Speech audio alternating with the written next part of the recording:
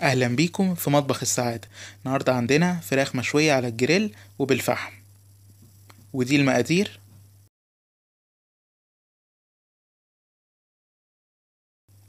اول حاجة عندنا مستردة وكاتشب وبهارات فراخ وتوابل وملح وفلفل ومعلقة عسل نحل. وعندنا بصل، مية بصلتين كبار. اول حاجة هنحط مية البصلتين على التوابل بتاعتنا ونقلبهم كويس. ودلوقتي بعد ما عملنا التتبيلة بتاعتنا هنحط عليهم معلقة زيت عشان بيدي نكهة للتتبيلة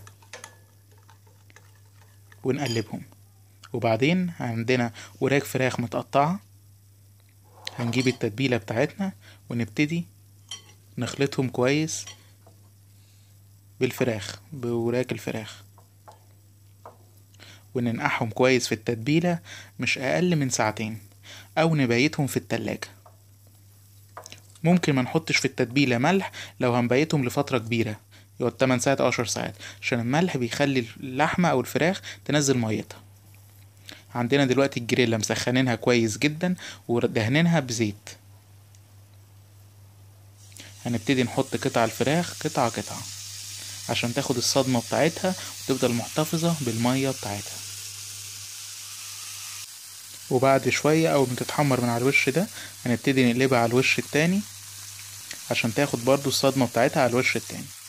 وعندنا حوالي نص كوباية مية من اللي نزلت من التوابل بتاعة الفراخ هنحطها معاها ونسيبها تغلي، او ممكن نغطي عليها يكون افضل عشان تسوي الفراخ كويس معانا.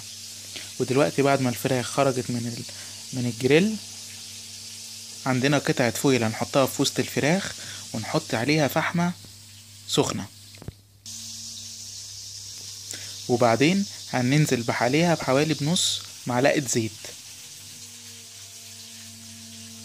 واول ما تبتدي تدخن معانا هنجيب فويل ونغطيها.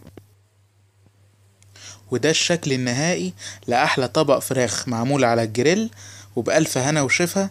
وتملي تابعونا على مطبخ السعادة.